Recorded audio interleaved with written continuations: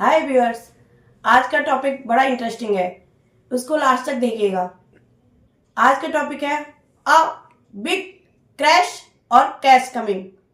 तो इसके बारे में हम मनीष जी से क्वेश्चंस करेंगे और जानेंगे कि इस मार्केट में होने क्या वाला है, अल्टीमेटली कि क्रैश होने वाला है बड़ा कि कैश ज्यादा आने वाला है। देखते हैं क्या होता है, मनीष जी से जानेंगे इस बारे में।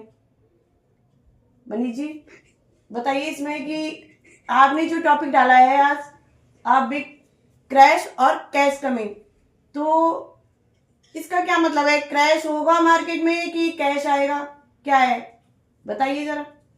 नीलम जी, क्या है इस मार्केट में दोनों चीजें होने के चांसेस हैं एंड वी विल एवेल्युएट, जैसे हम वीडियो आगे बनाएंगे, कि किसकी प्रोबेबिलिटी ज्यादा है। Ultimately it's a game of probability. कोई अगर ये बोले, कोई भी एनालिस्ट, अगर कोई रिसर्च एनालिस्ट अगर ये बोलता है कि क्रैश नहीं आएगा, कोई चांस नहीं है, 0% चांस है, यू शुड नॉट एग्री। कोई पर्सन बोले कि नहीं यही बॉटम बन गया, यू शुड नॉट एग्री। कोई बोले कि नहीं इसमें और भी गिरावट बाकी है, यस देयर आर चांसेस। क्या मार्केट यहीं से घूम सकता है? हाँ, मार्केट यहीं से घूम सकता है। So it's a game of probability. हम जैसे डिस्कशन करेंगे आगे वीडियो के अंदर, मैं आपको बताऊंगा कि किस चीज के होने के चांसेस ज्यादा हैं। क्या यहां से बड़ी गिरावट अभी बाकी है? अगर गिरता है तो हमारे लेवल्स क्या हो सकते हैं? और अगर यहां से मार्केट टर्न करता है तो कहां तक जा सकता है? क्या फैक्टर उसको एड करेंगे? और क्या प्रोबेबिलिटी है कि मार्केट ऊपर जाने के चांसेस क्या है या नीचे आने के चांसेस क्या है? तो जैसे जैसे हम धीरे फैक्टर्स जो हम बात करेंगे वीडियो के अंदर, you will get more clarity कि इसमें कैश आ रहा है कि क्रैश आ रहा है। तो अब ये बताइए कि जो ये मार्केट है इसमें हम सेल की पोजीशंस में रहे कि बाय की पोजीशन में रहे या साइडवेज मार्केट है ये, तो ये मार्केट मतलब ओवरसोल्ड में आएगा कि बाय पोजीशंस में आएगा या फिर साइडवेज रहेगा? आपका क्या व्यू है इसमें? देखिए, जिस तरह का मीडियम, अगर आप शॉर्ट टर्म व्यू देखते हैं इस मार्केट के अंदर, 2 वीक्स 3 वीक्स 1 मंथ, मार्केट बहुत ही ओवरसोल्ड है। पीसीआर जब हम फ्राइडे की ट्रेडिंग स्टार्ट कर रहे थे, इट वाज एट 0.55, और जिस तरह की ब्रूटल सेलिंग आई है फ्राइडे को, पीसीआर हमारा और कम हो गया होगा। जनरली हमारे मार्केट्स जब 0.5 और 0.6 की रेंज में होते हैं पीसीआर के ऊपर, जनरली मार्केट्स बाउंस बैक करते हैं। बट इन मार्केट्स ने बिल्कुल बाउंस बैक नहीं किया and we got a brutal connection on Friday also. तो पीसीआर बहुत कम होके आएगा। यहां से फुल एक्सपेक्टेशन है कि मार्केट यहां से बाउंस बैक कर सकता है। यूएस के अंदर फ्राइडे को नंबर्स आए पीसीई के, which is private consumption expenditure. इस फैक्टर को फेड देखता है, वो इन्फ्लेशन से ज्यादा पीसी नंबर को ट्रैक करता है। This number came at 2.4%. It was less than the expectations of Fed, which is very positive. और इसीलिए फ्राइडे को यूएस मार्केट्स जो फ्यूचर्स वो नेगेटिव थे 250 पॉइंट्स, जो हमने वीडियो रिकॉर्ड किया था फ्राइडे को on the analysis of the day, वहां से वो मार्केट्स अच्छा बाउंस बैक किए। इनफैक्ट इट वॉन्ट इंट्राडे में यूएस मार्केट्स, अगर हम डाउ की बात करें, it went almost 900 points above, और उसके बाद डिसेंट छोटे कट्स के साथ decently they close over a percentage around 500 points और सो। एंड ऐसे भी एसएनपी और नैस्डैक ने भी यही बिहेव किया। बॉन्ड यील्ड्स कम हुई, डॉलर इंडेक्स भी थोड़ा कम हुआ, कूल ऑफ हुआ, एंड ऐसा मार्केट ने ये सेंस दिया, यूएस मार्केट ने सेंस दिया कि शायद उनके बॉटमिंग आउट प्रोसेस ऑलमोस्ट पूरा हो रहा है। जो एक रैली आई थी ट्रम्प की विक्ट्री के बाद, वो शायद थोड़ी थम रही है वहां पे, और चांसेस है कि यूएस एक बॉटम के बहुत क्लोज हो और यहां से एक रैली में आगे बढ़ सकती है। This will also give some comfort to FIIs, जो एक मेजर सेलर है इस मार्केट के अंदर, जहां से मार्केट रियली गिर रहा है बहुत ज्यादा। उनको भी एक थोड़ा एक फीलिंग आएगी कि ठीक है, I think dollar index will consolidate here. यहां से ज्यादा गिरेगा उसकी एक्सपेक्टेशन नहीं है, पर यहां से बहुत ज्यादा बढ़ेगा उसकी एक्सपेक्टेशन भी नहीं है। सो ये तो हुआ यूएस मार्केट का, जिसका पॉजिटिव पैटर्न आपको मंडे दिखेगा। सो मंडे में क्योंकि मार्केट ओवरसोल्ड है, आपको एक जंप मिलेगा। But the bigger question is, क्या वो रैली स्टैंड करेगी या वहां से सेल ऑफ आएगा? तो चांसेस इज कि वहां से सेल ऑफ आना चाहिए, एक बार सेल ऑफ आना चाहिए। हमारा बॉटमिंग आउट प्रोसेस पूरा खत्म नहीं हुआ है एंड आई थिंक कि अभी थोड़ा सा करेक्शन और बाकी है मार्केट्स के अंदर। दिसंबर सीरीज शायद बॉटम पे ही बंद हो।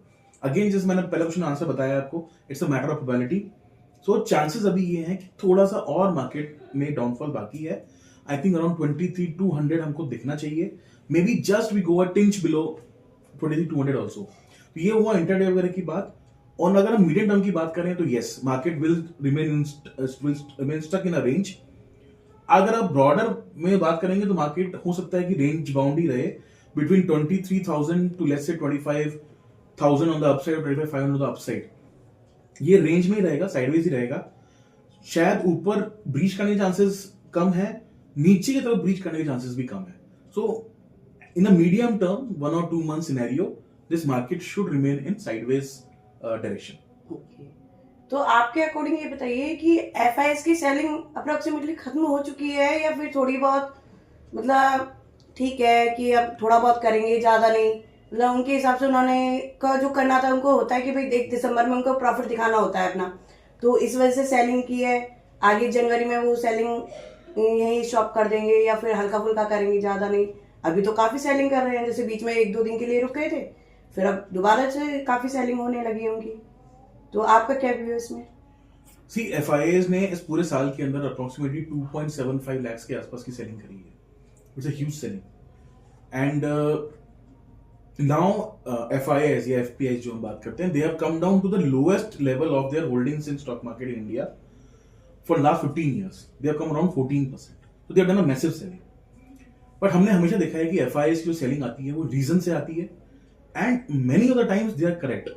जब अक्टूबर के अंदर सेलिंग आई थी, एवरीबडी वाज सरप्राइज्ड और लोगों को लगा चाइना ने स्टिमुलस अनाउंस किया है and they are going behind a better value for investing, and that is why selling intense हुई है इंडिया के अंदर. सी एफआईएस को अगर डेस्टिनेशन अच्छा मिलता है दूसरा, जनरली वो प्रॉफिट बुक करते हैं और दूसरी डेस्टिनेशन में जाते हैं. But India is too small a market to do that. उनके पास बहुत फंड्स होते हैं कि वो चाइना और इंडिया में दोनों में इन्वेस्ट कर सकते हैं. एफआईएस की सेलिंग दिसंबर मंथ में होती है, they want to book profits, but क्योंकि उनकी विजन और उनकी डेटा क्रंचिंग बहुत अच्छी होती है, देयर आर चांसेस कि एफआईएस ये एंटिसिपेट कर रहे हैं कि Q3 के अर्निंग्स भी हमारे खराब आएंगे. तो दैट इज वन रीजन जिससे एफआईएस की सेलिंग ज्यादा हो रही है. और dollar index and dollar in itself इतना स्ट्रांग हो गया है कि करेंसी पॉइंट ऑफ व्यू से उनको एडवांटेज नहीं मिलता कि वो इमर्जिंग मार्केट्स में इन्वेस्टेड रहें. अगर उनका पोर्टफोलियो रखा भी हुआ है ना, it will keep on depreciating because dollar strong हो रहा है. एंड मोर ओवर, जब आपको मदर मार्केट के अंदर बॉन्ड यील्ड्स इतना ऊंचा मिल रहा है, तो they will always try to allocate some portion of their funds from risky asset to something like bonds, जहां पे एक फिक्स्ड इनकम आपको आनी ही आनी है. वहां पे इन्फ्लेशन 2.5 से 3% के बीच में रहता है. अगर आपको बॉन्ड्स के अंदर 7% मिलता है तो it's a big advantage to them. वो एक रियल इंटरेस्ट रेट इन्फ्लेशन से बहुत ज्यादा हो जाता है. That is why it becomes advantages to them. वो एडवांटेज अभी भी है क्योंकि डॉलर इंडेक्स कूल ऑफ नहीं हुआ है और वो हाई रहेगा. सो एफआईएस की अगर सेलिंग यहां से रुकती भी, इसके चांसेस हैं दिसंबर के अंदर. ये दिसंबर की सीरीज जो है, यहां तक हमें सेलिंग अभी और दिखेगी, मे बी टिल 31st दिसंबर और लेट्स से 21st दिसंबर और this December series, because they generally go for holidays after that. तो पर आपको यहां पे अभी और थोड़ी सेलिंग दिख सकती है. मेरा अपना व्यू ये है कि एक कैपिटुलेशन और बाकी है अभी. वो कहां से आएगा मुझे नहीं पता, whether it come Monday, Tuesday और एक्सपायरी वाले दिन. आजकल तो उतने वाइड मूव्स आते हैं, वहां से आएगा मुझे नहीं पता. पर शायद एक कैपिटुलेशन और हो और जहां पे वो और प्लेयर्स को फिर दोबारा से वाइंड अप कर दें. उसके बाद मुझे लगता है कि एफआईएस की इंटेंस सेलिंग नहीं होनी चाहिए. They will try to form a bottom for anticipating the Q3 earnings, और धीरे धीरे उनको ये मानना, दे विल स्टार्ट बिलीविंग कि डॉलर इंडेक्स का यही नॉर्मल है, यहीं पे रहेगा, तो हमें कितना पैसा एलोकेट करना है यहां से. और जनवरी के फर्स्ट वीक में उनको फ्रेश फंड्स एलोकेट होते हैं. दे विल एग्जैक्टली नो कि how much fund we have to invest in the emerging markets, and based on the India में पैसा आएगा. So to answer your question, FIs की selling अभी थोड़ी और बाकी है मेरे ख्याल से. बहुत इंटेंस कैपिटुलेशन शायद 1 या 2 ट्रेडिंग सेशन में दिख सकता है, उसके बियॉन्ड हमें नहीं दिखना चाहिए. But there will be buyers, no, अभी ऐसा कोई इंडिकेशन नहीं है.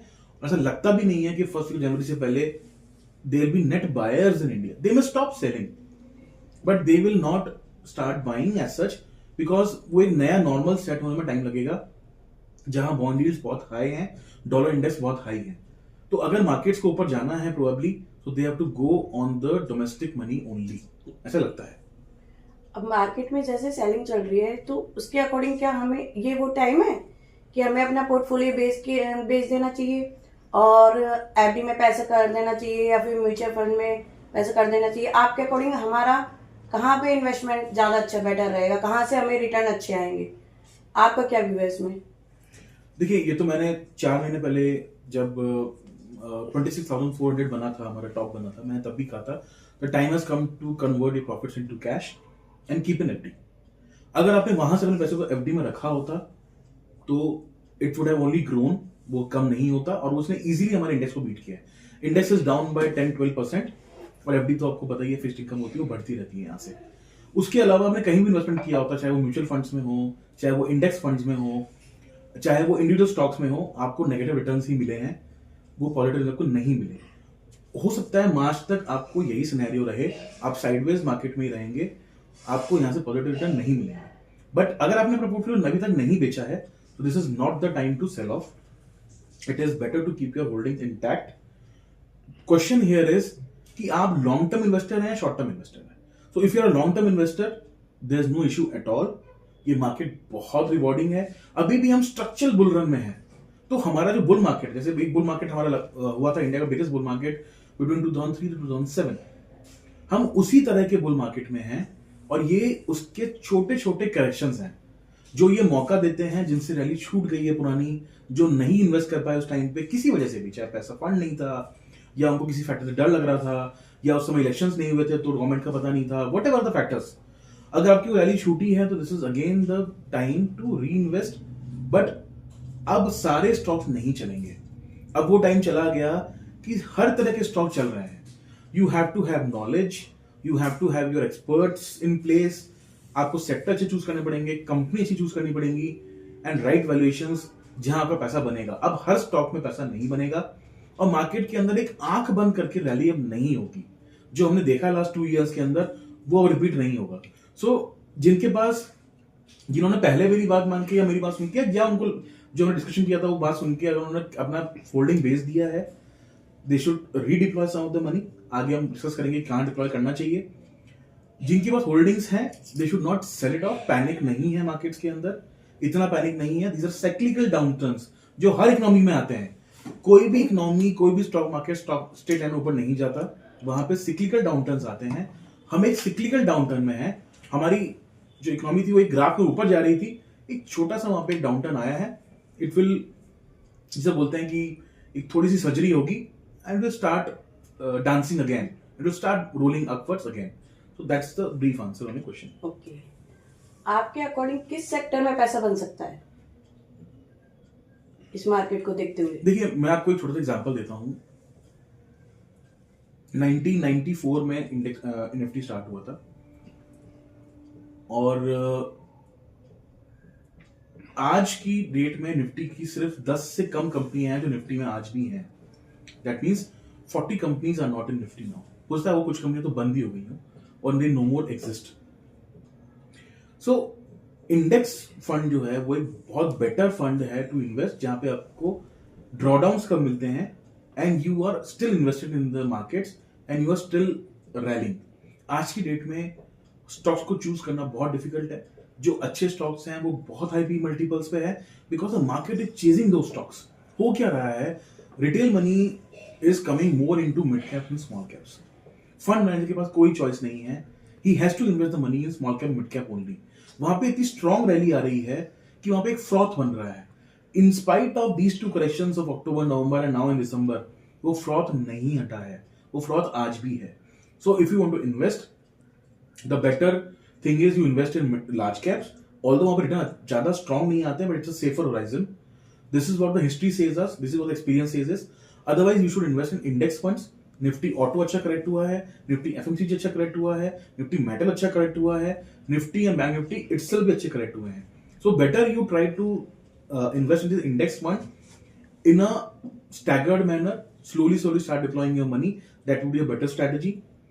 अगर आपको सेक्टर स्पेसिफिक ही जाना है तो IT sector looks very strong, वहां पे स्ट्रॉन्ग टेलविंड्स हैं. ट्रम्प के आने के बाद भी हम ये एंटिसिपेट कर सकते हैं कि वहां पे एक अच्छा टैक्स कट आएगा, इनकॉर्पोरेट टैक्स कट आएगा. He will try to put US first, जहां से कंपनीज की अर्निंग्स बढ़ेंगी, and they will try to spend more on discretionary spending, जहां से आईटी कंपनीज को बेनिफिट होता है. हो सकता है वहां की बैंक्स को भी अच्छा बेनिफिट हो, और इंडियन कंपनीज बीएफएस सेक्टर के अंदर आईटी कंपनीज का बहुत बड़ा चंक ऑफ बिजनेस वहां से आता है. North America is doing good. तो आईटी इज वन सेक्टर जो अच्छा लगता है. दूसरा सेक्टर जो स्ट्रॉन्ग रहा है in terms of Q2 earnings also, वो बैंकिंग सेक्टर था. So banks have remained really good. They still look strong even after the correction. They become more attractive. So banks is another sector जहां पे invest कर सकते हैं. आई would still suggest कि आप FMCG को शायद थोड़ा भी होल्ड पे रखें, but try to invest some money in autos also, select stocks जहां पे अच्छा करेक्शन आ चुका है और जहां पे लॉन्ग टर्म बुल स्टोरी अभी भी इंटैक्ट है. So these are the some specific sector जिसको आप रखें.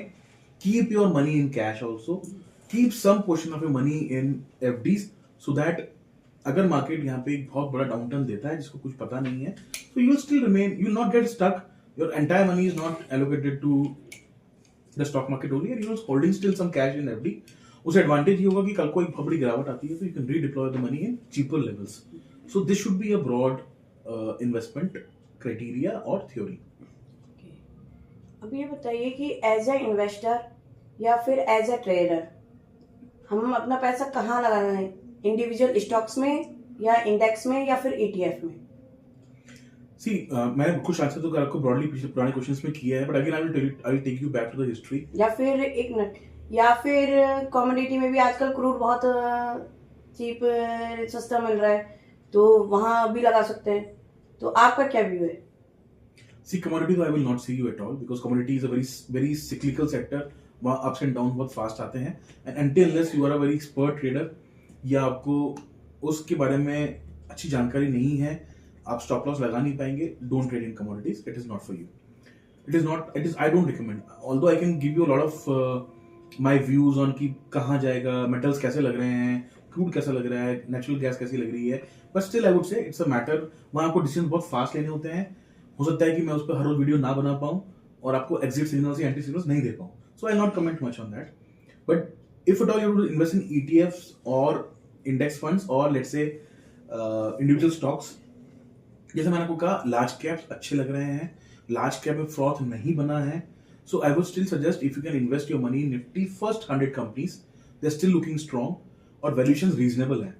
बैंक्स के जो वैल्यूएशंस हैं वो काफी रीजनेबल है. आईटी थोड़ा स्ट्रेस्ड है, बट आईटी में क्योंकि अच्छे टेलविंड्स हैं, you can still invest some money in IT. Corrections आपको मिले हैं. I think Friday you got a good correction. अगर मंडे को करेक्शन मिलता है आपको, you can try and deposit, you can try allocate some money into IT sector.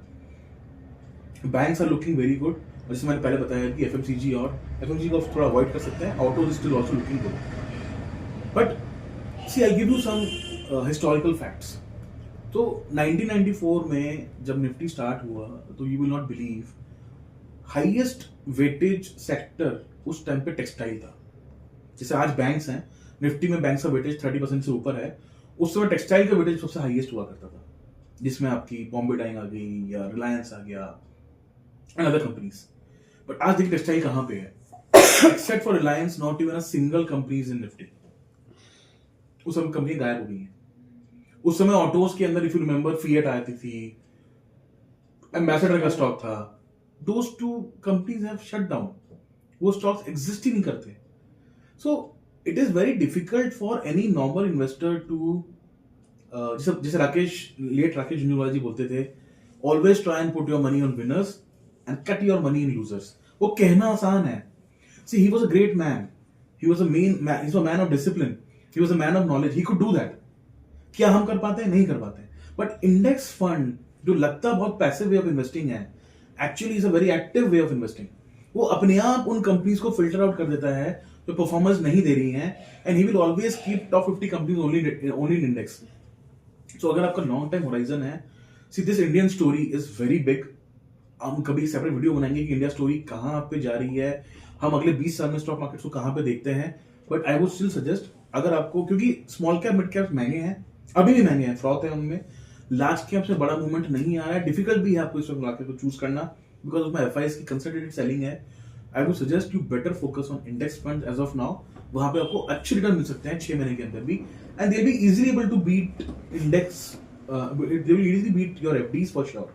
So I will suggest partly put your money in select sectors of autos, banks and IT to a certain extent, और बाकी आप index में डालिए and keep some money in FD. This is how you should allocate your money. एक मेरा personal question ये भी है कि जैसे निफ्टी अपने हाई से लगभग 9-10% करेक्ट हो चुका है, तो यहाँ एक बाइंग अपॉर्चुनिटी मुझे लगती है जैसा कि अगर मैं करना चाहूँ बाइंग अपॉर्चुनिटी, तो क्या मुझे प्रॉफिट बुक करते हुए चलना चाहिए कि नहीं, मैं थोड़ा 1 मंथ के लिए होल्ड कर सकती हो अपनी पोजीशंस को, ऐसा आपका क्या कहना है इसमें? देखिए, अगर हम लास्ट 30 इयर्स की हिस्ट्री देखते हैं, so there have been only 9 और 10 इंस्टेंसेस जहां पे लगातार इंडेक्स ने आपको नेगेटिव रिटर्न्स दिए हैं फॉर कंसेक्यूटिव 4 मंथ्स। ये थर्ड मंथ है जिसकी हम बात कर रहे हैं कि वो नेगेटिव में बंद होगा। So October series was negative, November series was negative and December series is close to be negative. Let's see how it pans out next 3-4 days, but it is looking like it will remain negative or let's say at the same level. Chances पूरे हैं कि आपकी जनवरी series फरवरी series plus में होनी चाहिए। The only problem here is what are the factors जिससे market डर रहा है and what are the positive factors जिसके बेसिस पे आप डिसीजन ले सकते हैं। So I try to explain you both the things and then we'll try to arrive at a decision. इसमें नेगेटिव फैक्टर्स क्या हैं? सबसे बड़ा फैक्टर है Q3 के अर्निंग्स। जो डेटा आया है नवंबर दिसंबर के अंदर, चाहे वो वाहन डेटा हो या एक्सपोर्ट इंपोर्ट का ब्रॉडनिंग नंबर्स हो, ये इंडिकेशन अभी भी नहीं आ रहा है कि आपका जीडीपी का बॉटम बन गया हो या फिर जो आपका एक स्लो डाउन था खत्म हो गया हो। See market will always try to figure out और try to anticipate the bottom of your earnings down cycle. जैसे ही उस बॉटम को एंटिसिपेट कर लेंगे, you will see market is forward looking और सडनली वो मार्केट आगे बढ़ना शुरू कर देगा because they are very forward looking. उनको लगेगा नहीं बॉटम बनने वाला है and they will try to figure out और they will try to anticipate और they will try to bring in the earnings which is going to happen next 1 year into the prices now itself. तो एक बहुत बड़ा negative factor है Q3 की earnings, probably Q4 की earnings भी। So selling ये दिखा रही है कि नंबर्स अच्छे नहीं आने चाहिए। This is one negative factor. Second negative factor on a broader scale, on a larger scale is the dollar index and your bond yields. US की अगर हम बात करें, जहां से कॉन्सेंट्रेटेड सेलिंग आती है ऑफ एफआईएस, और क्योंकि इंडिया के अंदर एफआईएस होल्ड करते हैं और उनको यहां से अच्छा एग्जिट मिल जाता है बिकॉज यहां से यार लोग आजकल इंडिया में बाइंग इतनी अच्छी होती है कि उनको एग्जिट मिल जाता है। So that is why they are exiting from India market which is bringing the concentrated selling. So there are two negative factors. अब पॉजिटिव फैक्टर्स क्या है? So RBI became very active in this policy. उन्होंने CRR cut किया। The government has become very active now. They also want to take steps कि inflation कम हो और आपकी ग्रोथ की स्टोरी दोबारा वापस आए। So government and RBI, both big two entities of India, are trying to bring back the growth into place and they are trying to bring down the inflation. अभी inflation इतना high है कि consumers के पास वो पैसा ही नहीं बच रहा टू स्पेंड, और क्योंकि ग्रोथ नहीं है, so we have entering into a stage of deflation, stagflation, जहां पे इन्फ्लेशन हाई है और ग्रोथ कम है। सो क्योंकि अब आरबीआई और गवर्नमेंट दोनों विजिलेंट हो गए हैं and they want to bring down these two things in correct form, एक सीआरआर कट उन्होंने किया है। We are also expecting a rate cut in February policy. तो आपके पास वो इंस्ट्रूमेंट है जिससे आप ग्रोथ को एक धक्का दे सकते हैं। This is one good thing. Second चीज क्या है कि गवर्नमेंट की जो स्पेंडिंग थी, जो कम हो गई थी because of elections, then high heat, high rains, वो अब पिकअप हो गई है। नंबर्स ही दिखा रहे हैं कि वो पिकअप होनी शुरू हो गई है और उसके रिजल्ट्स आपको Q4 या उसके बियॉन्ड या नेक्स्ट हाफ के अंदर दिखने शुरू हो जाएंगे। सो that is one another good thing which is happening. Third अच्छी क्या है कि मॉनसून बहुत अच्छे हुए हैं इस बार। तो ये पूरा एक्सपेक्टेशन है कि जो सोइंग सीजन है वो अच्छा रहा होगा और फूड की जो प्राइसेस हैं, जो मेजर इन्फ्लेशन जो फूड का चलता हुआ है इंडिया में, जो कूल ऑफ नहीं हो रहा है, पूरे चांसेस हैं कि वो अब आगे के सीजन में सबड्यूड रहे, नीचे रहे, which will give a headroom for the governor to cut down the rates. So that is another advantage which is looking ahead of us. और एडवांटेज क्या है कि चाइना के अंदर कोई जाना नहीं चाह रहा अभी भी। That economy is even after so much of stimulus that market is not running. So avenues नहीं है इमर्जिंग मार्केट्स में एफआईएस या किसी और के पास to invest. So India becomes a hot destination. Also आज भी हमारी ग्रोथ रेट बाकी सारी कंट्रीज से ज्यादा है, which makes them more confident कि आप इंडिया के अंदर आप कंटिन्यूस बाइंग कर सकते हैं। That is another good factor. एक और अच्छा फैक्टर ये हुआ है ट्रम्प के आने से आपकी युद्ध धीरे धीरे क्लोज हो रहे हैं। आप देख रहे होंगे ईरान रशिया से कोई न्यूज नहीं आ रही, ईरान इसराइल से कोई न्यूज नहीं आ रही, यूक्रेन रशिया से कोई न्यूज नहीं आ रही। Russia is telling that I want to close the war with Ukraine. Israel ने सीरिया को, इजराइल और यूएस ने मिलकर, टर्की ने मिलकर सीरिया की गवर्नमेंट टॉपल कर दी, पर कुछ नहीं हो रहा। Russia is not giving any statement, China is not giving any statement, सब डरे हुए हैं। सो दैट मीन्स कि world will remain at peace और इंडिया के लिए अच्छा न्यूज रहता है बिकॉज ये ऑयल प्रोड्यूसिंग कंट्रीज हैं। अगर यहाँ पे वॉर नहीं होते हैं तो क्रूड के प्राइसेस नॉर्मल रहते हैं, which is becomes a good factor for India. That is another good thing. Next good thing which is happening is कि शायद ये हम साइक्लिकल जो हमारी डाउनटर्न है, शायद हम उसके बहुत क्लोज पहुंच गए हैं बॉटमिंग आउट के। ऐसे साइंस अभी आने शुरू नहीं हुए हैं, बट जिस तरह की स्पेंडिंग गवर्नमेंट की बढ़नी शुरू हो गई है, ऐसी फीलिंग आ रही है कि हम बॉटम एंड सर्किल के पास में हैं। तो this is another one good factor which will help us. So ये 4-5 अच्छे पॉजिटिव्स हैं। नेगेटिव्स में बताया आपको 1 या 2 हैं, और ये सारे पॉजिटिव्स हैं। मुझे ऐसा लगता है कि ये एक अच्छी बाइंग अपॉर्चुनिटी बन सकती है आपके पास। आप स्टैगर्ड वे में बाइंग करिए। सी नोबडी नोज द बॉटम, किसी को नहीं पता बॉटम कहां बनेगा। सो मे बी मार्केट और स्लिप करे, तो आप अपने कैश को स्टैगर्ड वे में डिप्लॉय करिए। 30 रुपीज, 30 रुपीज, 40 रुपीज, और लेट्स से 25, 25, 50 इन दैट फॉर्म, जिससे कि अगर मार्केट यहां से इंक्रीज करता है तो एडवांटेज हो, और अगर यहीं से घूम जाता है, आपकी इंस्टॉलमेंट रह भी जाती है, तो doesn't matter, because you already invested lot of your money and it will give you good returns. अगर आपकी इकोनॉमी का बॉटम आउट बन गया, और अगर यहां से हमारा साइक्लिकल अपटर्न शुरू होगा, then I think you'll see a huge rally in the markets. Huge rally in the markets. Market will try to cover up whatever the time has lost, and you'll see the returns stupendously. तो market में वो कब होगा, nobody can time it. This is not the time कि आप पूरा market से दूर हो जाएं. Remain invested in some form or the other. Maybe some cash should always depend deployed. अब ये बताइए मुझे, आपके अकॉर्डिंग इंडिया का जो लॉन्ग टर्म इंटैक्ट है वो कैसा रहेगा? इंडिया की लॉन्ग टर्म स्टोरी बहुत अच्छी है, एंड अच्छी ही रहेगी। उसके बहुत सारे फैक्टर्स हैं Neelam ji. I can make a very separate video on this कि अगले 20 साल जो अमृतकाल की हम बात करते हैं, till 2047, what is Amritkaal? Last 25 years of your 100 years of independence. आप हिस्ट्री उठा के देख लीजिए, जिन भी कंट्रियों ने अमृतकाल में प्रवेश किया, उन्होंने एक्सपोनेंशियल रिटर्न्स बनाए हैं in stock markets. Exponential returns. This is the story of India.